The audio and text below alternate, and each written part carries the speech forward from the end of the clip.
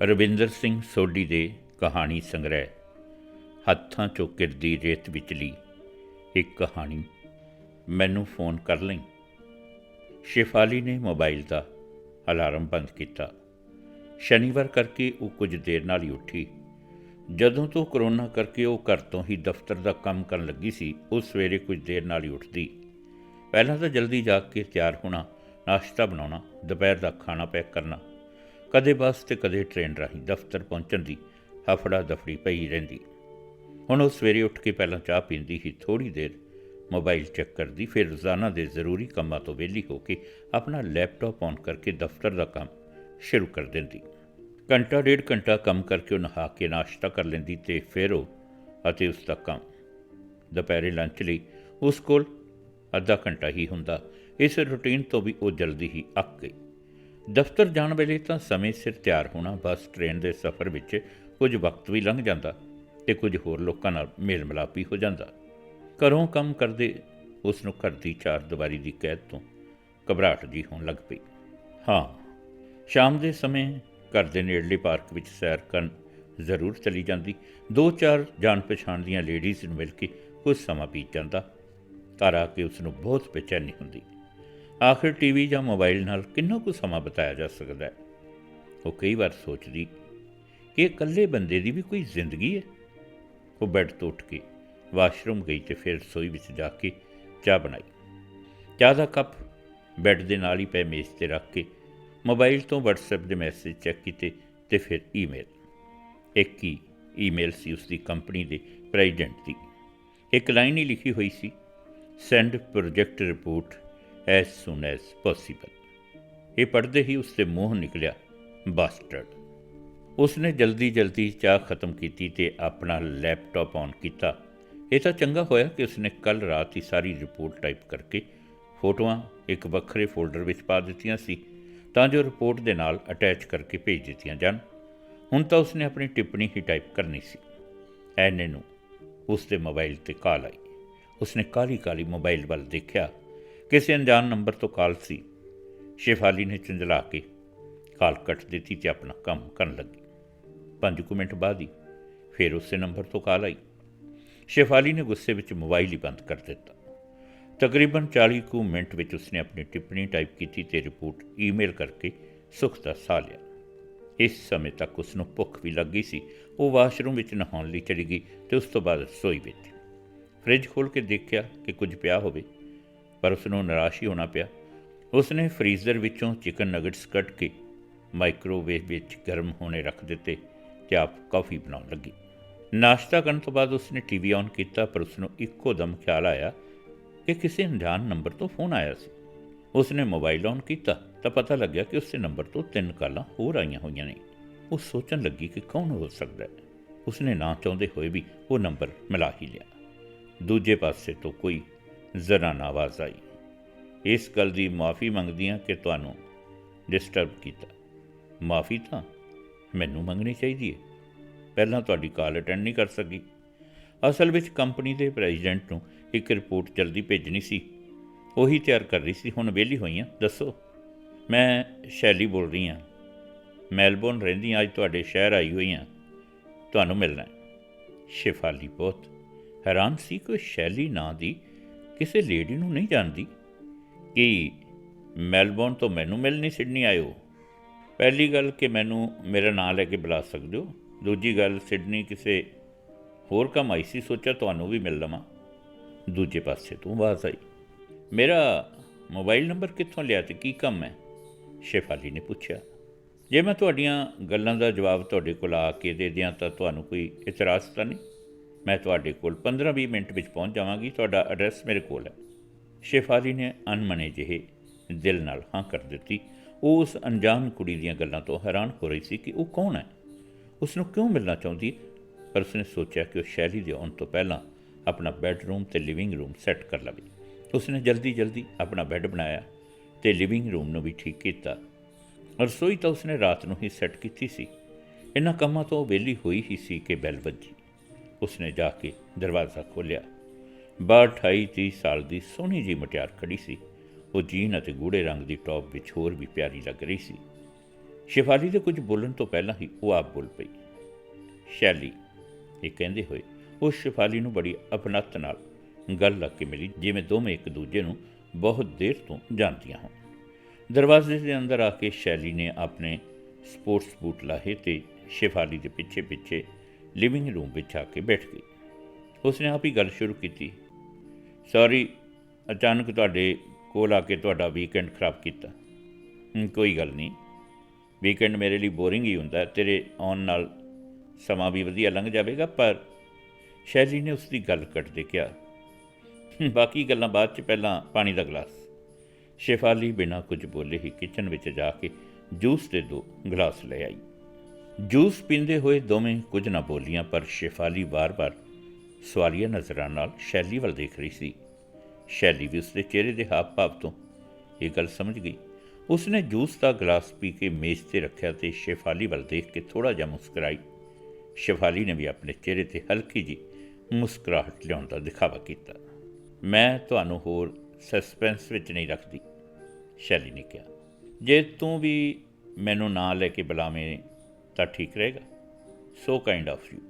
ਇਹ ਕਹਿ ਕੇ ਸ਼ੈਲੀ ਕੁਝ ਦੇਰ ਲਈ ਚੁੱਪ ਕਰ ਗਈ ਅਤੇ ਫਿਰ ਕਹਿਣ ਲੱਗੀ, ਮੈਨੂੰ ਤੇਰਾ ਨੰਬਰ ਅਤੇ ਐਡਰੈਸ ਅਰਜਨ ਤੋਂ ਮਿਲਿਆ। ਕੀ? You mean Arjan Sood? ਉਸਨੇ ਤੈਨੂੰ ਮੇਰੇ ਕੋਲ ਕਿਉਂ ਭੇਜਿਆ? ਸ਼ੇਫਾਲੀ ਇੱਕੋ ਦਮ ਕਈ ਪ੍ਰਸ਼ਨ ਕਰ ਗਈ। ਅਸਲ ਵਿੱਚ ਅਰਜਨ ਦਾ ਨਾਂ ਸੁਣ ਕੇ ਹੀ ਉਸਦੇ ਮੱਥੇ 'ਤੇ ਤਿਉੜੀਆਂ ਪੈ ਗਈਆਂ ਸਨ। ਸ਼ੈਲੀ ਸ਼ੇਫਾਲੀ ਦੇ ਅਜਿਹੇ ਤੇਵਰ ਦੇਖ ਕੇ ਉਸ ਕੋਲ ਜਾ ਬੈਠੀ ਅਤੇ ਉਸਦਾ ਹੱਥ ਕੁੱਟਦੀ ਹੋਈ ਬੋਲੀ, ਰਿਲੈਕਸ ਸ਼ਿਵਾਲੀ, ਰਿਲੈਕਸ। ਗਲਤ ਨਾ ਸਮਝ, ਅਰਜਨ ਨੇ ਮੈਨੂੰ ਤੇਰੇ ਕੋਲ ਨਹੀਂ ਭੇਜਿਆ। ਫਿਰ ਤੈਨੂੰ ਮੇਰੇ ਕੋਲ ਕਿਸ ਨੇ ਭੇਜਿਆ? ਸ਼ੇਫਾਲੀ ਅਜੇ ਵੀ ਗੁੱਸੇ ਵਿੱਚ ਸੀ। ਮੈਨੂੰ ਪਤਾ ਹੈ ਕਿ ਤੇਰਾ ਅਤੇ ਅਰਜਨ ਦਾ ਤਲਾਕ ਦਾ ਕੇਸ ਚੱਲ ਰਿਹਾ ਹੈ। ਇਹ ਕਹਿ ਕੇ ਚੁੱਪ ਕਰ ਗਈ ਅਤੇ ਉਸਨੇ ਸ਼ੇਫਾਲੀ ਦੇ ਚਿਹਰੇ ਵੱਲ ਦੇਖਿਆ। ਉਹ ਅਜੇ ਤੱਕ ਨਾਰਮਲ ਨਹੀਂ ਸੀ ਹੋਈ। ਸ਼ੇਫਾਲੀ, ਮੇਰੀ ਉਸ ਨਾਲ ਵਿਆਹ ਦੀ ਗੱਲ ਚੱਲ ਰਹੀ ਹੈ। ਇਹ ਸ਼ੇਫਾਲੀ ਇੱਕਦਮ ਉੱਚੀ ਆਵਾਜ਼ ਵਿੱਚ ਬੋਲੀ, ਪਰ ਜਲਦੀ ਹੀ ਉਸਨੂੰ ਆਪਣੇ ਬੋਲਣ ਦੇ ਢੰਗ 'ਤੇ ਪਛਤਾਵਾ ਜਿਹਾ ਹੋਇਆ ਅਤੇ ਉਹ ਚੁੱਪ ਕਰ ਗਈ। ਥੋੜ੍ਹੀ ਦੇਰ ਬਾਅਦ ਨਾਰਮਲ ਹੋ ਕੇ ਕਹਿਣ ਲੱਗੀ, ਜੇ ਤੇਰੀ ਉਸ ਨਾਲ ਗੱਲ ਚੱਲ ਰਹੀ ਹੈ ਤਾਂ ਮੇਰੇ ਕੋਲ ਕੀ ਕਰਨਾ ਹੀ ਹੈ? ਮੈਂ ਤੈਨੂੰ ਸਭ ਡਿਟੇਲ ਵਿੱਚ ਦੱਸਦੀ ਹਾਂ। ਮੇਰੇ ਪੇਰੈਂਟਸ ਨੇ ਇੱਕ ਮੈਰਿਜ ਵੈਬਸਾਈਟ 'ਤੇ ਮੇਰਾ ਬਾਇਓਡਾਟਾ ਪਾਇਆ ਸੀ। ਉਸ ਮਾਮਲੇ ਵਿੱਚ ਅਰਜਨ ਦਾ ਰਿਸਪੌਂਸ ਆਇਆ। ਜਦੋਂ ਮੈਂ, ਕੀ ਤੂੰ ਵੀ ਡਿਵੋਰਸੀ ਹੈ? ਸ਼ੇਫਾਲੀ ਉਸ ਦੀ ਗੱਲ ਕੱਟਦੇ ਹੋਏ ਬੋਲੀ, ਨਹੀਂ। ਉਸਨੇ ਫੋਨ ਕਰਕੇ ਆਪਣੇ ਬਾਰੇ ਸਭ ਕੁਝ ਦੱਸ ਦਿੱਤਾ ਅਤੇ ਇਹ ਵੀ ਦੱਸਿਆ ਕਿ ਉਸ ਦਾ ਆਪਣੀ ਪਹਿਲੀ ਪਤਨੀ ਨਾਲ ਤਲਾਕ ਦਾ ਕੇਸ ਚੱਲ ਰਿਹਾ ਹੈ ਅਤੇ ਤੁਸੀਂ ਦੋਵੇਂ ਆਊਟ ਆਫ ਕੋਰਟ ਵੀ ਸੈਟਲਮੈਂਟ ਦੀ ਕੋਸ਼ਿਸ਼ ਕਰ ਰਹੇ ਹੋ। ਮੈਂ ਹੀ ਅਰਜਨ ਤੋਂ ਤੇਰਾ ਮੋਬਾਈਲ ਨੰਬਰ ਅਤੇ ਐਡਰੈਸ ਲਿਆ। ਉਸ ਨੂੰ 2 ਵਾਰ ਮਿਲੀ ਵੀ ਹਾਂ। ਮੈਂ ਉਸ ਨੂੰ ਦੱਸ ਦਿੱਤਾ ਸੀ ਕਿ ਗੱਲ ਅੱਗੇ ਵਧਾਉਣ ਤੋਂ ਪਹਿਲਾਂ ਮੈਂ ਉਸ ਦੀ ਪਹਿਲੀ ਵਾਈਫ ਨਾਲ ਗੱਲ ਕਰਨੀ ਚਾਹੁੰਦੀ ਹਾਂ। ਅਸਲ ਵਿੱਚ ਸ਼ੇਫਾਲੀ, ਮੇਰੇ ਪੇਰੈਂਟਸ ਅਤੇ ਮੈਨੂੰ ਉਸ ਦੀਆਂ ਬਾਕੀ ਸਾਰੀਆਂ ਗੱਲਾਂ ਠੀਕ ਲੱਗੀਆਂ। ਡਾਈਵੋਰਸ ਵਾਲੀ ਗੱਲ ਅੱਜ ਕੱਲ੍ਹ ਬਹੁਤੀ ਮਾਇਨੇ ਨਹੀਂ ਰੱਖਦੀ, ਪਰ ਮੈਂ ਇਹ ਜ਼ਰੂਰ ਚਾਹੁੰਦੀ ਹਾਂ ਕਿ ਮੈਂ ਤੈਨੂੰ ਮਿਲ ਕੇ ਉਸ ਸੰਬੰਧੀ ਕੁਝ ਜਾਣਕਾਰੀ ਲੈ ਕੇ ਹੀ ਕੋਈ ਫੈਸਲਾ ਕਰਾਂ। ਦੇਖ ਸ਼ੈਲੀ, ਆਪਾਂ ਇੱਕ ਦੂਜੇ ਨੂੰ ਜਾਣਦੀਆਂ ਨਹੀਂ। ਮੇਰਾ ਅਰਜਨ ਨਾਲ ਤਲਾਕ ਦਾ ਕੇਸ ਚੱਲ ਰਿਹਾ। ਤੂੰ ਇਹ ਕਿਵੇਂ ਸੋਚ ਲਿਆ ਕਿ ਮੈਂ ਤੈਨੂੰ ਉਸ ਬਾਰੇ ਸਹੀ ਜਾਣਕਾਰੀ ਦਿਆਂਗੀ? ਪਹਿਲੀ ਗੱਲ ਤਾਂ ਇਹ ਹੈ ਕਿ ਇਹ ਮੇਰਾ ਪੱਕਾ ਵਿਸ਼ਵਾਸ ਹੈ ਕਿ ਕਿਸੇ ਜਾਣ ਪਛਾਣ ਵਾਲੇ ਨੂੰ ਤਾਂ ਆਪਾਂ ਕਦੇ ਗਲਤ ਰਾਏ ਦੇ ਸਕਦੇ ਹਾਂ, ਪਰ ਅਣਜਾਣ ਨੂੰ ਨਹੀਂ। ਦੂਜਾ, ਜੋ ਕੁਝ ਮੈਨੂੰ ਅਰਜਨ ਨੇ ਤੇਰੇ ਬਾਰੇ ਦੱਸਿਆ, ਉਸ ਤੋਂ ਮੈਨੂੰ ਯਕੀਨ ਹੋ ਗਿਆ ਕਿ ਤੂੰ ਮੈਨੂੰ ਠੀਕ ਰਾਹ ਪਾਏਂਗੀ। ਸ਼ੈਲੀ ਨੇ ਸ਼ੇਫਾਲੀ ਦੇ ਦੋਵੇਂ ਹੱਥ ਆਪਣੇ ਹੱਥਾਂ ਵਿੱਚ ਲੈਂਦੇ ਕਿਹਾ, ਕਿਸੇ ਅਣਜਾਣ 'ਤੇ ਇੰਨਾ ਵਿਸ਼ਵਾਸ? ਇਹ ਗੱਲ ਦੱਸ ਸ਼ੇਫਾਲੀ, ਕਿ ਤੇਰੇ ਕੋਲ ਕੋਈ ਛੋਟੀ ਭੈਣ ਜਾਂ ਭਰਾ ਹੈ? ਨਹੀਂ, ਮੈਂ ਆਪਣੇ ਮਾਂ ਪਿਓ ਦੀ ਇਕੱਲੀ ਧੀ ਹੀ ਹਾਂ। ਸ਼ੇਫਾਲੀ ਨੇ ਇੱਕ ਹੌਂਕਾ ਲੈਂਦੇ ਕਿਹਾ, ਓਹ, ਜੇ ਤੇਰੀ ਕੋਈ ਛੋਟੀ ਭੈਣ ਹੁੰਦੀ ਅਤੇ ਉਹ ਆਪਣੀ ਜ਼ਿੰਦਗੀ ਦੇ ਕਿਸੇ ਅਹਿਮ ਫੈਸਲੇ ਲਈ ਤੇਰੇ ਤੋਂ ਸਲਾਹ ਮੰਗਦੀ, ਕੀ ਤੂੰ ਉਸ ਨੂੰ ਗਲਤ ਰਾਏ ਦਿੰਦੀ? ਸ਼ੈਲੀ ਨੇ ਬੜੀ ਅਪਣੱਤ ਨਾਲ ਕਿਹਾ। ਸ਼ੈਲੀ ਦੀ ਇਸ ਗੱਲ ਦਾ ਉਸ ਕੋਲ ਕੋਈ ਜਵਾਬ ਨਹੀਂ ਸੀ। ਉਹ ਸ਼ੈਲੀ ਦੇ ਮੂੰਹ ਵੱਲ ਦੇਖਦੀ ਰਹੀ ਔਰ ਰਸੋਈ ਵਿੱਚ ਗਈ ਅਤੇ ਇੱਕ ਗਲਾਸ ਪਾਣੀ ਦਾ ਪੀਤਾ ਅਤੇ ਚਾਹ ਬਣਾਉਣ ਲੱਗੀ। ਅਸਲ ਵਿੱਚ ਉਹ ਸ਼ੈਲੀ ਤੋਂ ਕੁਝ ਦੇਰ ਦੂਰ ਰਹਿਣਾ ਚਾਹੁੰਦੀ ਸੀ। ਉਹ ਸੋਚ ਰਹੀ ਸੀ ਕਿ ਅਰਜਨ ਨੇ ਉਸ ਸੰਬੰਧੀ ਸ਼ੈਲੀ ਨੂੰ ਪਤਾ ਨਹੀਂ ਕੀ ਕਿਹਾ ਹੈ ਕਿ ਸ਼ੈਲੀ ਉਸ 'ਤੇ ਇੰਨਾ ਵਿਸ਼ਵਾਸ ਕਰ ਰਹੀ ਹੈ। ਸ਼ੈਲੀ ਵੀ ਉਸ ਕੋਲ ਰਸੋਈ ਵਿੱਚ ਹੀ ਆ ਗਈ। ਮਿੱਠਾ ਕਿੰਨਾ ਪਾਵਾਂ? ਫਿੱਕੀ। ਇਹ ਕਹਿੰਦੇ ਹੋਏ ਸ਼ੈਲੀ ਨੇ 2 ਖਾਲੀ ਕੱਪ ਚੱਕ ਕੇ ਸ਼ੇਫਾਲੀ ਕੋਲ ਰੱਖ ਦਿੱਤੇ। ਆਪਣਾ ਆਪਣਾ ਚਾਹ ਦਾ ਕੱਪ ਲੈ ਕੇ ਦੋਵੇਂ ਲਿਵਿੰਗ ਰੂਮ ਵਿੱਚ ਸੋਫੇ 'ਤੇ ਆ ਕੇ ਬੈਠ ਗਈਆਂ ਅਤੇ ਚਾਹ ਪੀਣ ਲੱਗੀਆਂ। ਚਾਹ ਪੀਣ ਸਮੇਂ ਸ਼ੇਫਾਲੀ ਨੇ ਸ਼ੈਲੀ ਨਾਲ ਅੱਖਾਂ ਨਾ ਮਿਲਾਈਆਂ। ਅਸਲ ਵਿੱਚ ਉਸ ਦੇ ਅੰਦਰ ਇੱਕ ਖਲਬਲੀ ਜੀ ਮੱਚੀ ਹੋਈ ਸੀ। ਉਸ ਨੂੰ ਸਮਝ ਨਹੀਂ ਸੀ ਆ ਰਹੀ ਕਿ ਉਹ ਸ਼ੈਲੀ ਨੂੰ ਅਰਜਨ ਸੰਬੰਧੀ ਕੀ ਦੱਸੇ, ਕੀ ਨਾ ਦੱਸੇ। ਉਸ ਕੋਲ ਦੱਸਣ ਨੂੰ ਬਹੁਤ ਕੁਝ ਸੀ, ਕੁਝ ਚੰਗਾ, ਕੁਝ ਮਾੜਾ। ਇੱਕ ਵਾਰ ਤਾਂ ਉਸ ਦਾ ਦਿਲ ਕੀਤਾ ਕਿ ਸ਼ੈਲੀ ਨੂੰ ਅਰਜਨ ਨਾਲ ਗੱਲ ਅੱਗੇ ਵਧਾਉਣ ਤੋਂ ਰੋਕ ਦੇਵੇ। ਦੂਜੇ ਪਾਲੀ ਸੋਚਣ ਲੱਗੀ ਕਿ ਜੇ ਸ਼ੈਲੀ ਹੀ ਅਰਜਨ ਨਾਲ ਜ਼ਿੰਦਗੀ ਬਤੀਤ ਕਰਨਾ ਚਾਹੁੰਦੀ ਹੈ ਤਾਂ ਉਸ ਨੂੰ ਕੀ ਇਤਰਾਜ਼ ਹੋ ਸਕਦਾ ਹੈ। ਹੋਰ 2-4 ਮਹੀਨਿਆਂ ਤੱਕ ਤਾਂ ਉਹ ਕਾਨੂੰਨੀ ਤੌਰ 'ਤੇ ਅੱਡ ਹੋ ਹੀ ਜਾਣਗੇ। ਇੱਕ ਵਾਰ ਸ਼ੇਫਾਲੀ ਨੂੰ ਇਹ ਖਿਆਲ ਆਇਆ ਕਿ ਅਰਜਨ ਨੂੰ ਨਵਾਂ ਜੀਵਨ ਸਾਥੀ ਲੱਭਣ ਦੀ ਇੰਨੀ ਕਾਹਲੀ ਕਿਉਂ ਹੈ।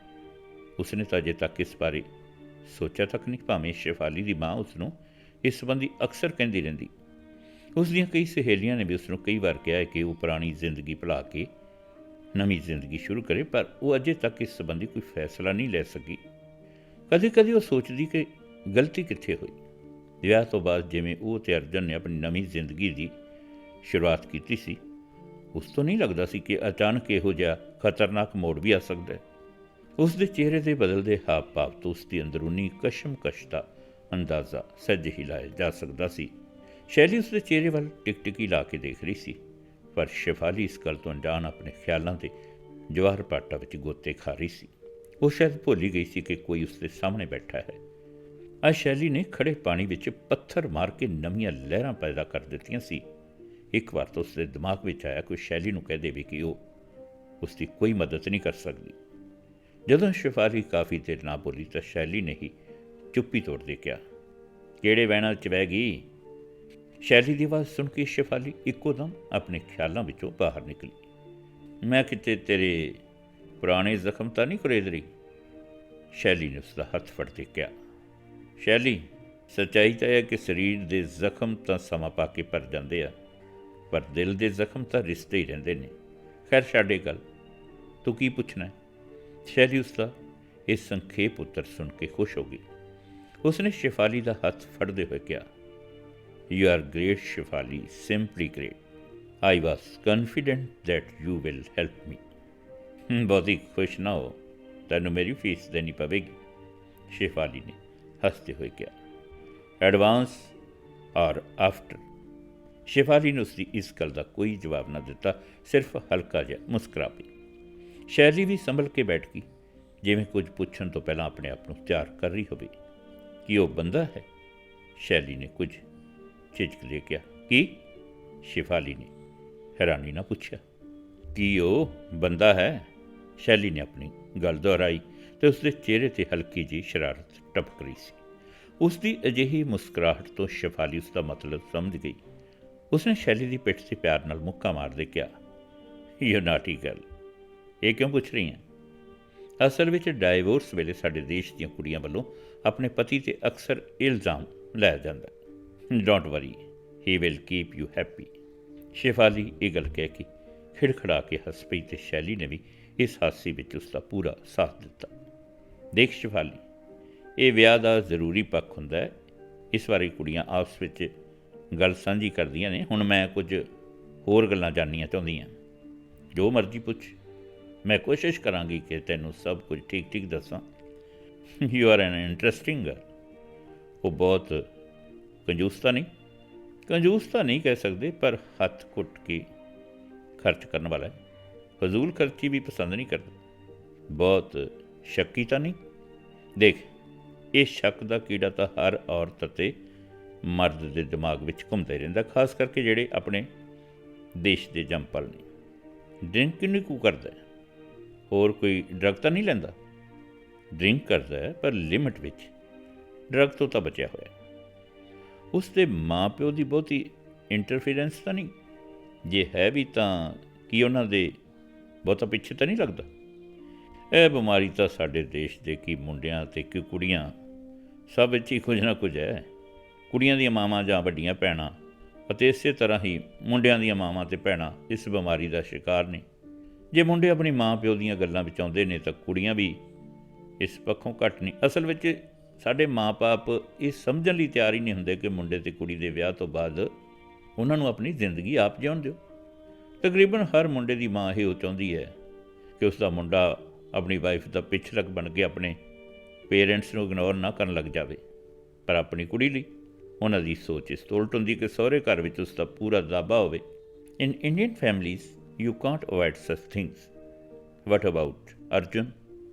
ਹੀ is also an obedient son, ਜਾਂ ਕਹਿ ਲਓ ਮਾਂ ਦਾ ਸਰਵਣ ਪੁੱਤਰ। ਸ਼ੈਲੀ ਕਹਿ ਕੇ ਚੁੱਪ ਕਰ ਗਈ ਅਤੇ ਕੁਝ ਦੇਰ ਬਾਅਦ ਬੋਲੀ, ਕਿ ਉਹ ਇਹ ਤਾਂ ਨਹੀਂ ਚਾਹੁੰਦਾ ਕਿ ਵਾਈਫ ਦੀ ਕਮਾਈ ਵੀ ਉਸਦੇ ਕੰਟਰੋਲ ਵਿੱਚ ਹੀ ਹੋਵੇ? ਹੀ ਇਜ਼ ਲਾਈਕ ਦੈਟ ਓਨਲੀ। ਪਰ ਮੈਂ ਸ਼ੁਰੂ ਵਿੱਚ ਉਸ ਨੂੰ ਦੱਸ ਦਿੱਤਾ ਸੀ ਕਿ ਮੇਰੀ ਤਨਖਾਹ ਮੇਰੇ ਕੋਲ ਹੀ ਰਹੇਗੀ, ਘਰ ਦਾ ਖਰਚਾ ਆਪਾਂ ਦੋਵਾਂ ਨੇ ਕਰਨਾ ਅਤੇ ਬੱਚਤ ਵੀ ਆਪਣੀ ਸਾਂਝੀ ਹੋਵੇਗੀ। ਵਟ ਵਾਜ਼ ਹਿਜ਼ ਰਿਐਕਸ਼ਨ ਟੂ ਦੈਟ? ਸ਼ੈਲੀ ਨੇ ਪੁੱਛਿਆ। ਪਹਿਲਾਂ ਤਾਂ ਉਹ ਇਹ ਗੱਲ ਮੰਨਣ ਲਈ ਤਿਆਰ ਨਹੀਂ ਸੀ, ਪਰ ਹੌਲੀ ਹੌਲੀ ਲਾਈਨ 'ਤੇ ਆ ਗਈ। ਉਸਨੇ ਕਦੇ ਤੇਰੇ 'ਤੇ ਹੱਥ ਚੁੱਕਣ ਦੀ ਕੋਸ਼ਿਸ਼ ਤਾਂ ਨਹੀਂ ਕੀਤੀ? ਸ਼ੈਲੀ ਨੇ ਕੁਝ ਝੱਕਦੇ ਹੋਏ ਪੁੱਛਿਆ। ਸ਼ੈਲੀ, ਤੂੰ ਕੋਈ ਸਾਈਕੋਲੋਜਿਸਟ ਤਾਂ ਨਹੀਂ? ਜੇ ਮੇਰੀ ਇਸ ਗੱਲ ਦਾ ਉੱਤਰ ਨਹੀਂ ਦੇਣਾ ਤਾਂ ਤੇਰੀ ਮਰਜ਼ੀ। ਸ਼ੈਲੀ ਨੇ ਉਸਦੇ ਸਵਾਲ ਨੂੰ ਅਣਗੌਲਿਆਂ ਕਰਦਿਆਂ ਕਿਹਾ, ਨਹੀਂ ਸ਼ੈਲੀ, ਅਜਿਹੀ ਕੋਈ ਗੱਲ ਨਹੀਂ। ਪਹਿਲਾਂ ਵੀ ਮੈਂ ਹਰ ਗੱਲ ਦਾ ਸਹੀ ਜਵਾਬ ਦਿੱਤਾ ਹੈ। ਤੇਰੇ ਸਵਾਲ ਦਾ ਜਵਾਬ ਦੇਣ ਵਿੱਚ ਮੈਨੂੰ ਕੋਈ ਇਤਰਾਜ਼ ਨਹੀਂ, ਮੈਂ ਤਾਂ ਵੈਸੇ ਹੀ ਗੱਲ ਕੀਤੀ ਸੀ। ਸ਼ੇਫਾਲੀ ਨੇ ਆਪਣੀ ਸਫਾਈ ਦਿੰਦੇ ਕਿਹਾ। ਸ਼ੈਲੀ ਕੁਝ ਨਾ ਬੋਲੀ। ਇੱਕ ਵਾਰ ਗੱਲਾਂ ਗੱਲਾਂ ਵਿੱਚ ਸਾਡੀ ਬਹਿਸ ਹੋ ਗਈ। ਇਸ ਬਹਿਸ ਤੋਂ ਕੁਝ ਛਿੱਤਾ ਪੈ ਗਿਆ। ਉਹ ਗੁੱਸੇ ਵਿੱਚ ਮੇਰੇ ਵੱਲ ਵਧਿਆ। ਮੈਂ ਉਸਦੇ ਤੇਵਰ ਪਛਾਣ ਗਈ। ਮੈਂ ਸੋਫੇ ਤੋਂ ਉੱਠਦੇ ਉਸ ਨੂੰ ਗੁੱਸੇ ਨਾਲ ਕਿਹਾ, ਅਰਜੁਨ, ਮੇਰੇ ਵੱਲ ਕੋਈ ਸੋਚ ਸਮਝ ਕੇ ਵਧੀ। ਮੈਂ ਤੇਰੀ ਜਿਹੀ ਕੋਈ ਹਰਕਤ ਬਰਦਾਸ਼ਤ ਨਹੀਂ ਕਰਾਂਗੀ। ਉਹ ਮੇਰਾ ਗੁੱਸਾ ਦੇਖ ਕੇ ਕੁਝ ਸੰਭਲ ਗਿਆ, ਪਰ ਫਿਰ ਵੀ ਮੈਨੂੰ ਧੱਕਾ ਦੇ ਕੇ ਸੋਫੇ 'ਤੇ ਗਿਰ ਦਿੱਤਾ ਅਤੇ ਆਪ ਗੁੱਸੇ ਵਿੱਚ ਘਰੋਂ ਬਾਹਰ ਚਲਿਆ ਗਿਆ। ਉਸ ਤੋਂ ਬਾਅਦ ਫਿਰ ਕਦੇ ਅਜਿਹੇ ਹਾਲਾਤ ਪੈਦਾ ਹੋਏ ਨਹੀਂ। ਤੇਰੀਆਂ ਇਹਨਾਂ ਗੱਲਾਂ ਤੋਂ ਮੈਂ ਅੰਦਾਜ਼ਾ ਲਾਇਆ ਕਿ ਅਰਜਨ ਅਤੇ ਤੂੰ ਦੋਵੇਂ ਹੀ ਨਾਰਮਲ ਕਪਲ ਹੋ। ਤੂੰ ਅਰਜਨ ਨਾਲ ਆਪਣੀ ਲਾਈਫ ਵਧੀਆ ਬਤੀਤ ਕਰ ਰਹੀ ਸੀ ਅਤੇ ਅਰਜਨ ਵੀ ਆਮ ਹਿੰਦੁਸਤਾਨੀ ਹਸਬੈਂਡ ਨਾਲੋਂ ਵਾਈਫ ਦੀਆਂ ਜ਼ਿਆਦਾ ਗੱਲਾਂ ਮੰਨਣ ਵਾਲਾ ਸੀ। ਪਰ ਫਿਰ ਤੁਹਾਡੇ ਵਿੱਚ ਇੱਕਦਮ ਅਜਿਹੀ ਕਿਹੜੀ ਗੱਲ ਹੋਈ ਕਿ ਤੁਸੀਂ ਅੱਡ ਹੋਣ ਦਾ ਫੈਸਲਾ ਕਰ ਲਿਆ? ਇਹ ਕਹਿੰਦੇ ਉਸਨੇ ਸ਼ੇਫਾਲੀ ਦੇ ਮੂੰਹ ਵੱਲ ਦੇਖਿਆ ਕਿ ਉਸਦੇ ਚਿਹਰੇ 'ਤੇ ਕੋਈ ਖਾਸ ਪ੍ਰਭਾਵ ਪੈਦਾ ਹੋ ਰਹੇ ਨੇ ਜਾਂ ਨਹੀਂ। ਸ਼ੇਫਾਲੀ ਨੂੰ ਸ਼ਾਇਦ ਪਹਿਲਾਂ ਤੋਂ ਹੀ ਅਜਿਹੇ ਪ੍ਰਸ਼ਨ ਦੀ ਉਮੀਦ ਸੀ। ਉਹ ਸ਼ੈਲੀ ਦੀ ਉਪਰੋਕਤ ਗੱਲ ਸੁਣ ਕੇ ਬਹੁਤ ਹੈਰਾਨ ਨਾ ਹੋਈ, ਪਰ ਇਸ ਗੱਲ ਦਾ ਜਵਾਬ ਉਸਨੇ ਇੱਕੋ ਦਮ ਨਾ ਦਿੱਤਾ। ਉਹ ਕੁਝ ਦੇਰ ਚੁੱਪ ਹੀ ਰਹੀ, ਜਿਵੇਂ ਸੋਚ ਰਹੀ ਹੋਵੇ ਕਿ ਉਹ ਆਪਣੀ ਗੱਲ ਕਿੱਥੋਂ ਸ਼ੁਰੂ ਕਰੇ। ਸ਼ੈਲੀ ਵੀ ਉਸਦੇ ਚਿਹਰੇ ਦੇ ਹਾਵ ਭਾਵ ਪੜ੍ਹ ਰਹੀ ਸੀ, ਇਸ ਲਈ ਕੁਝ ਨਾ ਬੋਲੀ। ਸਾਡਾ ਵਿਆਹ ਇੰਡੀਆ ਹੀ ਹੋਇਆ ਸੀ, ਦੋਹਾਂ ਦੇ ਪੇਰੈਂਟਸ ਦੀ ਮਰਜ਼ੀ ਨਾਲ। ਵਿਆਹ ਤੋਂ ਪਹਿਲਾਂ ਅਸੀਂ ਇੱਕ ਦੂਜੇ ਨੂੰ ਜਾਣਦੇ ਸੀ। ਵਿਆਹ ਤੋਂ ਮਹੀਨਾ ਕੁ ਬਾਅਦ ਹੀ ਅਸੀਂ ਆਸਟ੍ਰੇਲੀਆ ਵਾਪਸ ਆ ਗਏ ਅਤੇ ਹਫ਼ਤੇ ਕੁ ਬਾਅਦ ਹੀ ਆਪਣੇ ਆਪਣੇ ਕੰਮ 'ਤੇ ਜਾਣਾ ਸ਼ੁਰੂ ਕਰ ਦਿੱਤਾ। ਸਾਡੀ ਮੈਰਿਜ ਲਾਈਫ ਦੀ ਸ਼ੁਰੂਆਤ ਬਿਲਕੁਲ ਠੀਕ ਰਹੀ। ਮੈਨੂੰ ਲੱਗਦਾ ਕਿ ਅਰਜਨ ਬਹੁਤ ਕੋਆਪਰੇਟਿਵ ਹੈ, ਬਹੁਤੀ ਰੋਕ ਟੋਕ ਕਰਨ ਵਾਲਾ ਨਹੀਂ। ਘਰ ਦੇ ਸਾਰੇ ਕੰਮਾਂ ਵਿੱਚ ਵੀ ਮੇਰਾ ਹੱਥ ਵਟਾਉਂਦਾ। ਵੀਕਐਂਡ 'ਤੇ ਅਸੀਂ ਘੁੰਮਣ ਵੀ ਚਲੇ ਜਾਂਦੇ, ਖਾਣਾ ਵੀ ਬਾਹਰ ਖਾਂਦੇ। 6 ਕੁ ਮਹੀਨੇ ਬਾਅਦ ਹੀ ਉਸਨੇ ਆਪਣੇ ਪੇਰੈਂਟਸ ਨੂੰ ਆਸਟ੍ਰੇਲੀਆ ਬੁਲਾਉਣ ਦੀ ਰੱਟ ਲਾਉਣੀ ਸ਼ੁਰੂ ਕਰ ਦਿੱਤੀ। ਮੈਂ ਉਹਨਾਂ ਦੇ ਆਉਣ ਦੇ ਵਿਰੁੱਧ ਨਹੀਂ ਸੀ, ਪਰ ਇਹ ਜ਼ਰੂਰ ਚਾਹੁੰਦੀ ਸੀ ਕਿ ਜੇ 5-7 ਮਹੀਨੇ ਹੋਰ ਲੰਘ ਜਾਣ, ਅਸੀਂ ਇੱਕ ਦੂਜੇ ਨੂੰ ਪੂਰੀ ਤਰ੍ਹਾਂ ਸਮਝ ਲਈਏ। ਮੈਂ ਸਮਝਦੀ ਹਾਂ ਕਿ ਇਸ ਮਾਮਲੇ ਵਿੱਚ ਉਸਨੇ ਆਪਣੀ ਜ਼ਿੱਦ ਪੁਗਾਈ, ਜਾਂ ਕਹਿ ਲਓ ਕਿ ਉਸਦੇ ਪੇਰੈਂਟਸ ਨੇ ਉਸ ਨੂੰ ਮਜਬੂਰ ਕੀਤਾ। 2 ਕੁ ਮਹੀਨੇ ਵਿੱਚ ਉਹਨਾਂ ਦਾ ਵੀਜ਼ਾ ਲੱਗ ਗਿਆ ਅਤੇ ਉਹ ਸਾਡੇ ਕੋਲ ਪਹੁੰਚ ਵੀ ਗਏ। ਇਹ ਕਹਿੰਦੇ ਸ਼ੇਫਾਲੀ ਚੁੱਪ ਕਰ ਗਈ ਔਰ ਰਸੋਈ ਵਿੱਚ ਗਈ ਅਤੇ 2 ਗਲਾਸ ਪਾਣੀ ਦੇ ਲੈ ਆਈ। ਪਾਣੀ ਦੇ 2-4 ਘੁੱਟ ਪੀ ਕੇ ਸ਼ੇਫਾਲੀ ਨੇ ਫਿਰ ਕਹਿਣਾ ਸ਼ੁਰੂ ਕੀਤਾ, ਕੁਝ ਦੇਰ ਤਾਂ ਸਭ ਕੁਝ ਠੀਕ ਰਿਹਾ। ਉਹਨਾਂ ਦੇ ਆਉਣ ਨਾਲ ਮੈਨੂੰ ਵੀ ਕਾਫੀ ਆਰਾਮ ਮਿਲ ਗਿਆ। ਰਸੋਈ ਦਾ ਸਾਰਾ ਕੰਮ ਉਹਨਾਂ ਨੇ ਹੀ ਸਾਂਭ ਲਿਆ। ਉਹਨਾਂ ਦੇ ਆਉਣ ਤੋਂ ਬਾਅਦ ਅਸੀਂ ਆਪਣੇ ਫਰੈਂਡ ਸਰਕਲ ਵਿੱਚ ਵੀ ਜ਼ਿਆਦਾ ਆਉਣ ਜਾਣ ਲੱਗੇ। ਅਸੀਂ ਵੀ ਮਹੀਨੇ ਵਿੱਚ 1-2 ਵਾਰ ਆਪਣੇ ਘਰ ਕੁਝ ਪਰਿਵਾਰਾਂ ਨੂੰ ਬੁਲਾ ਲੈਂਦੇ। ਅਸਲ ਵਿੱਚ ਇੱਥੇ ਹੀ ਗੜਬੜ ਹੋ ਗਈ। ਮੇਰੀ ਸੱਸ ਨੂੰ ਗੱਲਾਂ ਕਰਨ ਦਾ ਕੁਝ ਜ਼ਿਆਦਾ ਹੀ ਚਸਕਾ ਸੀ। ਉਹ ਕਿਸੇ ਦੂਜੇ ਨੂੰ ਤਾਂ ਬੋਲਣ ਹੀ ਨਹੀਂ ਸੀ ਦਿੰਦੀ। ਇੱਕ ਦਿਨ ਮੈਂ ਅਰਜਨ ਨੂੰ ਕਿਹਾ ਕਿ ਉਹ ਆਪਣੀ ਮਾਂ ਨੂੰ ਰੋਕੇ ਕਿ ਉਹ ਦੂਜਿਆਂ ਦੀ ਵੀ ਗੱਲ ਸੁਣ ਲਿਆ ਕਰੇ। ਅਰਜਨ ਨੇ ਇਸ ਗੱਲ ਦਾ ਗੁੱਸਾ ਕਰ ਲਿਆ। ਉਸਨੇ ਆਪਣੀ ਮਾਂ ਨੂੰ ਵੀ ਇਹ ਗੱਲ ਦੱਸ ਦਿੱਤੀ। ਇੱਥੋਂ ਹੀ ਸਾਡਾ ਮਨ ਮੁਟਾਵ ਸ਼ੁਰੂ ਹੋ ਗਿਆ। ਇਹ ਕਹਿ ਕੇ ਸ਼ੇਫਾਲੀ ਨੇ ਪਾਣੀ ਪੀਤਾ ਅਤੇ ਫਿਰ ਆਪਣੀ ਗੱਲ ਸ਼ੁਰੂ ਕੀਤੀ। ਮੇਰੀ ਸੱਸ ਨੇ ਹੌਲੀ ਹੌਲੀ ਰਸੋਈ ਦਾ ਕੰਮ ਮੇਰੇ 'ਤੇ ਹੀ ਪਾ ਦਿੱਤਾ। ਕੰਮ ਦੀ ਮੈਨੂੰ ਕੋਈ ਦਿੱਕਤ ਨਹੀਂ ਸੀ, ਪਰ ਪਹਿਲਾਂ ਅਰਜਨ ਕੰਮ ਵਿੱਚ ਮੇਰੀ ਮਦਦ ਕਰ ਦਿੰਦਾ ਸੀ। ਹੁਣ ਉਹ ਵਿਹਲਾ ਬੈਠਾ ਰਹਿੰਦਾ ਜਾਂ ਆਪਣੇ ਮਾਂ ਪਿਓ ਨਾਲ ਗੱਲਾਂ ਕਰੀ ਜਾਂਦਾ। ਇੱਕ ਦਿਨ ਮੈਂ ਅਰਜਨ ਨਾਲ ਇਸ ਸੰਬੰਧੀ ਗੱਲ ਵੀ ਕੀਤੀ। ਮੇਰੀ ਗੱਲ ਸੁਣਦੇ ਹੀ ਉਹ ਉੱਚੀ ਉੱਚੀ ਬੋਲਣ ਲੱਗ ਪਿਆ। ਉਸ ਦੀ ਮਾਂ ਜਦੋਂ ਸਾਡੇ ਝਗੜੇ ਵਿੱਚ ਦਖਲ ਦੇਣ ਲੱਗੀ ਤਾਂ ਮੈਂ ਉਸ ਨੂੰ ਕਹਿ ਦਿੱਤਾ ਕਿ ਉਹ ਸਾਡੀ ਹਸਬੈਂਡ ਵਾਈਫ ਦੀ ਗੱਲ ਵਿੱਚ ਦਖਲ ਨਾ ਦੇਣ। ਅਰਜਨ ਨੇ ਆਪਣੀ ਮਾਂ ਨੂੰ ਤਾਂ ਕੀ ਰੋਕਣਾ ਸੀ, ਸਗੋਂ ਉਲਟਾ ਮੈਨੂੰ ਹੀ ਅੱਖਾਂ ਦਿਖਾਉਣ ਲੱਗਿਆ ਕਿ ਉਸ ਦੀ ਮਾਂ ਨਾਲ ਇਸ ਟੋਨ ਵਿੱਚ ਗੱਲ ਨਾ ਕਰਾਂ। ਇਸ ਤਰ੍ਹਾਂ ਛੋਟੀ ਜਿਹੀ ਗੱਲ ਦਾ ਵਾਧਾ ਵੱਧ ਗਿਆ। ਇਸ ਤੋਂ ਬਾਅਦ ਅਰਜਨ ਤੇ ਉਸਦੀ ਮਾਂ ਮੇਰੇ ਨਾਲ ਲੜਨ ਦਾ ਬਹਾਨਾ ਲੱਭਦੇ ਰਹਿੰਦੇ ਤੇ ਸਾਡੇ ਘਰ ਕਲੇਸ਼ ਹੀ ਪਿਆ ਰਹਿੰਦਾ। ਇਹ ਕਹਿ ਕੇ ਸ਼ੇਫਾਲੀ ਚੁੱਪ ਕਰ ਗਈ। ਬੋਲਦੇ ਬੋਲਦੇ ਉਸ ਨੂੰ ਸਾਹ ਚੜ੍ਹ ਗਿਆ ਤੇ ਉਹ ਆਪਣੇ ਦੋਵੇਂ ਹੱਥਾਂ ਦੀਆਂ ਮੁੱਠੀਆਂ ਵੀ ਜ਼ੋਰ ਦੀ ਬੰਦ ਕਰ ਰਹੀ ਸੀ। ਉਸ ਦੀਆਂ ਅੱਖਾਂ ਵਿੱਚ ਗੁੱਸਾ ਸੀ ਤੇ ਅੱਖਾਂ ਦੇ ਕੋਈ ਵੀ ਗਿੱਲੇ ਸਨ। ਉਸ ਦੇ ਚਿਹਰੇ ਦੇ ਹਾਵ ਭਾਵ ਤੋਂ ਸ਼ੈਲੀ ਨੂੰ ਲੱਗਿਆ ਜਿਵੇਂ ਪੁਰਾਣੀਆਂ ਗੱਲਾਂ ਦਾ ਜ਼ਿਕਰ ਕਰਦੇ ਹੋਏ ਉਸ ਦੇ ਦਿਮਾਗ ਵਿੱਚ ਵੀ ਕੋਈ ਉਥਲ ਪੁਥਲ ਹੋ ਰਹੀ ਹੋਵੇ। ਅਗਲੀ ਗੱਲ ਸ਼ੁਰੂ ਕਰਨ ਲਈ ਸ਼ਾਇਦ ਉਸ ਦਾ ਹੌਸਲਾ ਨਹੀਂ ਸੀ ਪੈ ਰਿਹਾ ਤੇ ਉਸ ਦਾ ਮਨ ਵੀ ਬਹੁਤ ਭਰ ਗਿਆ ਸੀ। ਸ਼ੈਲੀ ਨੇ ਉਸ ਦੇ ਦੋਵਾਂ ਹੱਥਾਂ ਨੂੰ ਆਪਣੇ ਹੱਥ ਵਿੱਚ ਕੁੱਟਦੇ ਹੋਏ ਕਿਹਾ, ਰਿਲੈਕਸ ਸ਼ੇਫਾਲੀ, ਜਸਟ ਰਿਲੈਕਸ। ਮੈਨੂੰ ਅਫਸੋਸ ਹੈ ਕਿ ਮੈਂ ਤੇਰੇ ਪੁਰਾਣੇ ਜ਼ਖਮਾਂ ਨੂੰ ਖਰੀਦਿਆ, ਪਰ ਮੈਨੂੰ ਯਕੀਨ ਹੈ ਕਿ ਮੇਰੇ ਨਾਲ ਆਪਣੀ ਜ਼ਿੰਦਗੀ ਦੀਆਂ ਪੁਰਾਣੀਆਂ ਗੱਲਾਂ ਸਾਂਝੀਆਂ ਕਰਕੇ ਤੂੰ ਕੁਝ ਹਲਕੀ ਹੋ ਜਾਵੇਂਗੀ। ਸ਼ੈਲੀ ਦੀ ਇਹ ਗੱਲ ਸੁਣਦੇ ਹੀ ਸ਼ੇਫਾਲੀ ਫਿਸ ਪਈ। ਹੰਝੂ ਆਪ ਮੁਹਾਰੇ ਹੀ ਉਸ ਦੀਆਂ ਅੱਖਾਂ ਵਿੱਚੋਂ ਨਿਕਲਣ ਲੱਗੇ। ਗੁੱਸੇ ਵਿੱਚ ਉਸ ਦੇ ਬੁੱਲ ਫਰਕ ਰਹੇ ਸੀ, ਪਰ ਆਵਾਜ਼ ਨਹੀਂ ਸੀ ਨਿਕਲ ਰਹੀ। ਸ਼ੈਲੀ ਨੇ ਉਸ ਨੂੰ ਆਪਣੇ ਕਲਾਵੇ ਵਿੱਚ ਲੈ ਲਿਆ। ਸ਼ੈਲੀ ਦੀ ਅਜਿਹੀ ਅਪਣੱਤ ਨਾਲ ਸ਼ੇਫਾਲੀ ਦਾ ਰੋਣਾ ਹੋਰ ਤੇਜ਼ ਹੋ ਗਿਆ ਤੇ ਉਸ ਦਾ ਰੋਣਾ ਹਟਕੋਰਿਆਂ ਵਿੱਚ ਬਦਲ ਗਿਆ। ਸ਼ੈਲੀ ਆਪਣੇ ਇੱਕ ਹੱਥ ਨਾਲ ਉਸ ਦੀ ਪਿੱਠ ਥਾਪੜਨ ਲੱਗੀ, ਪਰ ਚੁੱਪ ਕਰਾਉਣ ਦੀ ਕੋਸ਼ਿਸ਼ ਨਾ ਕੀਤੀ। ਉਸ ਨੂੰ ਪਤਾ ਸੀ ਕਿ ਖੁੱਲ੍ਹ ਕੇ ਰੋ ਲੈਣ ਬਾਅਦ ਉਸ ਦਾ ਮਨ ਹਲਕਾ ਹੋ ਜਾਵੇਗਾ। ਉਹ ਸ਼ੇਫਾਲੀ ਦੀ ਪਿੱਠ ਥਾਪੜਦੀ ਰਹੀ, ਮੂੰਹੋਂ ਕੁਝ ਨਾ ਬੋਲੀ। ਉਸ ਨੂੰ ਪਤਾ ਸੀ ਕਿ ਅਜਿਹੇ ਹਾਲਾਤ ਵਿੱਚ ਸ਼ੇਫਾਲੀ ਨੂੰ ਉਸ ਦੀ ਕੋਈ ਗੱਲ ਸੁਣਾਈ ਨਹੀਂ ਦੇਣੀ। ਜੇ ਸੁਣ ਵੀ ਲਈ ਤਾਂ ਸਮਝ ਨਹੀਂ ਪੈਣੀ ਤੇ ਕੋਈ ਅਸਰ ਵੀ ਨਹੀਂ ਹੋਣਾ। ਇਸ ਲਈ ਚੰਗਾ ਇਹੋ ਹੈ ਕਿ ਉਹ ਆਪਣੇ ਮਨ ਦਾ ਭਾਰ ਹੰਝੂਆਂ ਰਾਹੀਂ ਹਲਕਾ ਕਰ ਲਵੇ। ਸ਼ੈਲੀ ਨੇ ਉਸ ਦਾ ਸਿਰ ਆਪਣੀ ਗੋਦ ਵਿੱਚ ਰੱਖ ਲਿਆ। ਸ਼ੇਫਾਲੀ ਨੂੰ ਲੱਗਿਆ ਜਿਵੇਂ ਉਹ ਮਾਂ ਦੀ ਗੋਦੀ ਵਿੱਚ ਪਈ ਹੋਵੇ। ਆਪਣੀ ਮਾਂ ਨੂੰ ਯਾਦ ਕਰਕੇ ਉਸ ਦਾ ਰੋਣਾ ਹੋਰ ਤੇਜ਼ ਹੋ ਗਿਆ। ਕੁਝ ਦੇਰ ਬਾਅਦ ਸ਼ੇਫਾਲੀ ਨੇ ਆਪਣਾ ਸਿਰ ਸ਼ੈਲੀ ਦੀ ਗੋਦੀ ਵਿੱਚੋਂ ਚੁੱਕ ਲਿਆ ਤੇ ਬੈਠਣ ਲੱਗੀ। ਸ਼ੈਲੀ ਨੇ ਫਿਰ ਉਸ ਦਾ ਸਿਰ ਆਪਣੀ ਗੋਦੀ ਵਿੱਚ ਰੱਖਦੇ ਕਿਹਾ, ਦਿਲ ਦਾ ਭਾਰ ਕੁਝ ਹੋਰ ਹਲਕਾ ਕਰ ਲੈ। ਕੁਝ ਦੇਰ ਬਾਅਦ ਸ਼ੈਲੀ ਨੇ ਮੇਜ਼ 'ਤੇ ਪਿਆ ਪਾਣੀ ਦਾ ਗਲਾਸ ਚੁੱਕ ਕੇ ਉਸ ਦੇ ਮੂੰਹ ਨੂੰ ਲਾ ਦਿੱਤਾ। ਸ਼ੇਫਾਲੀ ਨੇ ਪਾਣੀ ਦੀਆਂ 2 ਕੁ ਘੁੱਟਾਂ ਪੀ ਕੇ ਹੀ ਗਲਾਸ ਮੇਜ਼ 'ਤੇ ਰੱਖ ਦਿੱਤਾ ਤੇ ਬੈਠਦੀ ਹੋਈ ਨੇ ਸ਼ੈਲੀ ਦਾ ਹੱਥ ਆਪਣੇ ਹੱਥ ਵਿੱਚ ਲੈਂਦੇ ਹੋਏ ਕਿਹਾ, ਸੌਰੀ ਸ਼ੈਲੀ, ਮੈਂ ਆਪਣੇ ਆਪ 'ਤੇ ਕੰਟਰੋਲ ਨਹੀਂ ਕਰ ਸਕੀ। ਤੇਰਾ ਮੂਡ ਵੀ ਖਰਾਬ ਕੀਤਾ। ਮੇਰੀ ਫਿਕਰ ਨਾ ਕਰ, ਤੂੰ ਰਿਲੈਕਸ ਹੋ ਜਾ। ਇਸ ਤੋਂ ਬਾਅਦ ਕੁਝ ਦੇਰ ਦੋਹਾਂ ਵਿੱਚੋਂ ਕੋਈ ਨਾ ਬੋਲਿਆ।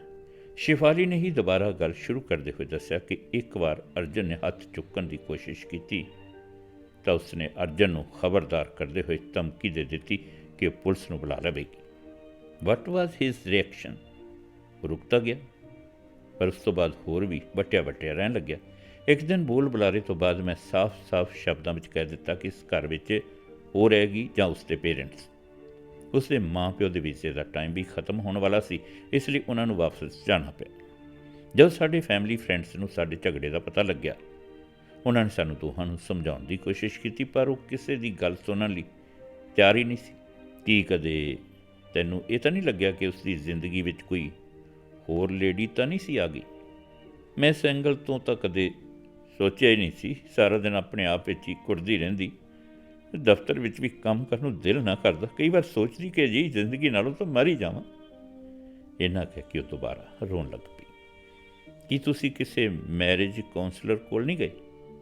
ਸਾਡੇ ਇੱਕ ਫੈਮਿਲੀ ਫਰੈਂਡ ਨੇ ਇਸ ਬਾਰੇ ਸਾਨੂੰ ਦੋਹਾਂ ਨੂੰ ਕਿਹਾ ਵੀ ਸੀ, ਪਰ ਅਰਜਨ ਨਹੀਂ ਮੰਨਿਆ। ਤੇਰਾ ਸਿਡਨੀ ਸ਼ਿਫਟ ਕਰਨ ਦਾ ਪ੍ਰੋਗਰਾਮ ਕਿਵੇਂ ਬਣਿਆ? ਘਰ ਦੇ ਉਸ ਮਾਹੌਲ ਤੋਂ ਮੇਰਾ ਦਿਲ ਘਬਰਾਉਣ ਲੱਗ ਪਿਆ। ਮੈਂ ਡਿਪਰੈਸ਼ਨ ਦਾ ਸ਼ਿਕਾਰ ਹੋ ਗਈ। ਫੈਮਿਲੀ ਡਾਕਟਰ ਨਾਲ ਸਲਾਹ ਕੀਤੀ। ਉਹ ਕਹਿੰਦੇ ਜੇ ਥੋੜ੍ਹੀ ਦੇਰ ਲਈ ਇਸ ਮਾਹੌਲ ਤੋਂ ਦੂਰ ਚਲੀ ਜਾਵੇਂ ਤਾਂ ਤੁਹਾਡੇ ਦੋਹਾਂ ਲਈ ਠੀਕ ਰਹੇਗਾ। ਬਾਈ ਚਾਂਸ ਸਾਡੀ ਕੰਪਨੀ ਨੇ ਮੈਨੂੰ ਸਿਡਨੀ ਸ਼ਿਫਟ ਕਰ ਦਿੱਤਾ। ਕੀ ਉਸਨੇ ਤੈਨੂੰ ਰੋਕਿਆ ਨਹੀਂ? ਨਹੀਂ, ਉਸਨੇ ਤਾਂ ਇਹ ਕਿਹਾ ਕਿ ਜਿੱਥੇ ਜਾਣਾ ਜਾ। ਤੂੰ ਆਉਂਦੀ ਹੋਈ ਘਰੋਂ ਕੀ ਕੁਝ ਲੈ ਕੇ ਆਈ? ਸਿਰਫ ਆਪਣੀਆਂ ਪਰਸਨਲ ਚੀਜ਼ਾਂ। ਤੇਰੇ ਆਉਣ ਤੋਂ ਬਾਅਦ ਉਸ ਦਾ ਕੋਈ ਫੋਨ ਆਇਆ? ਇੱਕ ਵਾਰ ਮੈਂ ਉਸ ਦੇ ਬਰਥਡੇ 'ਤੇ ਉਸ ਨੂੰ ਫੋਨ ਕੀਤਾ ਅਤੇ ਇੱਕ ਵਾਰ ਉਸਨੇ ਮੇਰੇ ਜਨਮ ਦਿਨ 'ਤੇ। ਹੋਰ ਕੋਈ ਖਾਸ ਗੱਲ? 3 ਕੁ ਮਹੀਨੇ ਪਹਿਲਾਂ ਉਸਨੇ ਤਲਾਕ ਦਾ ਕੇਸ ਕਰ ਦਿੱਤਾ। ਤੂੰ ਇਸ ਸੰਬੰਧੀ ਉਸ ਨਾਲ ਗੱਲ ਕੀਤੀ? ਸ਼ੈਲੀ ਨੇ ਪੁੱਛਿਆ। ਹਾਂ, ਮੈਂ ਉਸ ਨੂੰ ਫੋਨ ਕਰਕੇ ਕਿਹਾ ਕਿ ਕੀ ਉਹ ਜਲਦਬਾਜ਼ੀ ਤਾਂ ਨਹੀਂ ਕਰ ਰਿਹਾ। ਉਸਨੇ ਕੀ ਜਵਾਬ ਦਿੱਤਾ? ਉਹ ਕਹਿੰਦਾ ਹੁਣ ਆਪਣੇ ਵਿੱਚ ਜਦ ਕੋਈ ਸਾਂਝ ਹੀ ਨਹੀਂ ਤਾਂ ਇੱਕ ਦੂਜੇ ਨਾਲ ਬੰਨੇ ਰਹਿਣ ਦਾ ਕੀ ਫਾਇਦਾ। ਕੀ ਤੈਨੂੰ ਲੇਟੈਸਟ ਡਿਵੈਲਪਮੈਂਟ ਦਾ ਪਤਾ ਹੈ? ਸ਼ੇਫਾਲੀ ਨੇ ਇਹ ਸੁਣ ਕੇ ਸ਼ੈਲੀ ਵੱਲ ਹੈਰਾਨੀ ਨਾਲ ਦੇਖ ਕੇ ਕਾਹਲੀ ਨਾਲ ਪੁੱਛਿਆ, ਕਿ ਕਰੋਨਾ ਕਰਕੇ ਉਸਦੇ ਪੇਰੈਂਟਸ ਦੀ ਡੈਥ ਹੋ ਚੁੱਕੀ ਹੈ। ਪਹਿਲਾਂ ਉਸਦੀ ਮਦਰ ਕਰੋਨਾ ਦਾ ਸ਼ਿਕਾਰ ਹੋਈ ਅਤੇ ਮਹੀਨੇ ਕੁ ਬਾਅਦ ਫਾਦਰ। ਫਲਾਈਟਸ ਬੰਦ ਹੋਣ ਕਰਕੇ ਉਹ ਜਾ ਵੀ ਨਹੀਂ ਸਕਿਆ। ਉਹ sorry to learn about this. ਜੇ ਮੈਨੂੰ ਪਹਿਲਾਂ ਪਤਾ ਹੁੰਦਾ ਮੈਂ ਉਸ ਨੂੰ ਫੋਨ ਹੀ ਕਰ ਦਿੰਦੀ। ਜਦੋਂ ਤੇਰਾ ਉਸ ਨਾਲ ਕੋਈ ਸਬੰਧ ਹੀ ਨਹੀਂ ਰਿਹਾ ਅਤੇ ਉਸਦੇ ਪੇਰੈਂਟਸ ਕਰਕੇ ਤੁਹਾਡੀ ਅਣਬਣ ਹੋਈ, ਤੈਨੂੰ ਉਸ ਨਾਲ ਕੀ ਹਮਦਰਦੀ ਹੋ ਸਕਦੀ? ਸ਼ੇਫਾਲੀ ਨੇ ਉਸ ਵੱਲ ਗੁੱਸੇ ਨਾਲ ਦੇਖਦੇ ਹੋਏ ਕਿਹਾ, ਸ਼ੈਲੀ, ਕਿਸੇ ਦੀ ਮੌਤ 'ਤੇ ਸਾਨੂੰ ਕਦੇ ਕੁਛ ਵੀ ਨਹੀਂ ਹੋਣਾ ਚਾਹੀਦਾ। ਮੇਰੇ ਨਹੀਂ ਤਾਂ ਉਸਦੇ ਮਾਂ ਪਿਓ ਤਾਂ ਸੀ। ਕੁਝ ਸਮਾਂ ਤਾਂ ਮੇਰਾ ਉਹਨਾਂ ਨਾਲ ਵੀ ਵਧੀਆ ਹੀ ਲੰਘਿਆ ਸੀ। ਇਹ ਸੁਣ ਕੇ ਸ਼ੈਲੀ ਚੁੱਪ ਕਰ ਗਈ। ਥੋੜ੍ਹੀ ਦੇਰ ਬਾਅਦ ਕਹਿਣ ਲੱਗੀ, ਸ਼ੇਫਾਲੀ, ਗੁੱਸਾ ਨਾ ਕਰੀ।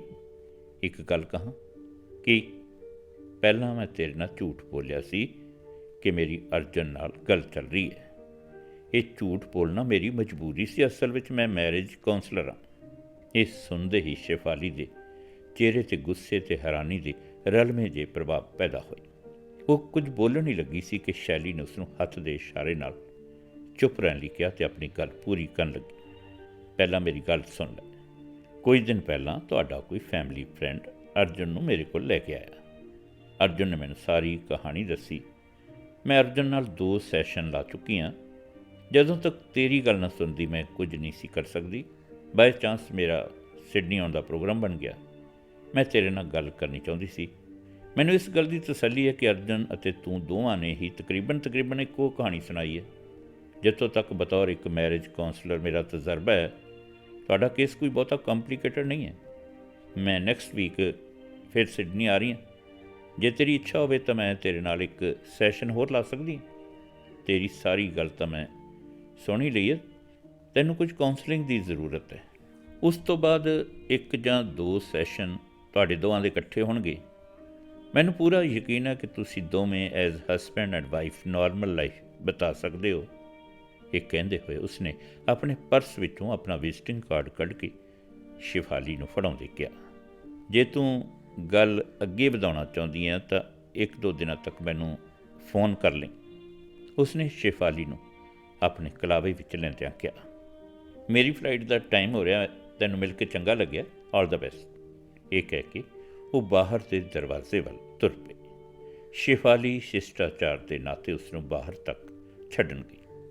ਉਸ ਦੇ ਜਾਣ ਤੋਂ ਬਾਅਦ ਉਹ ਸ਼ੈਲੀ ਦੇ ਵਿਜ਼ਿਟਿੰਗ ਕਾਰਡ ਨੂੰ ਟਿਕਟਕੀ ਲਾ ਕੇ ਦੇਖਦੀ ਰਹੀ। ਉਸ ਦੀਆਂ ਅੱਖਾਂ ਇੱਕ ਵਾਰ ਫਿਰ ਕੁਝ ਗਿੱਲੀਆਂ ਹੋ ਗਈਆਂ। ਧੰਨਵਾਦ।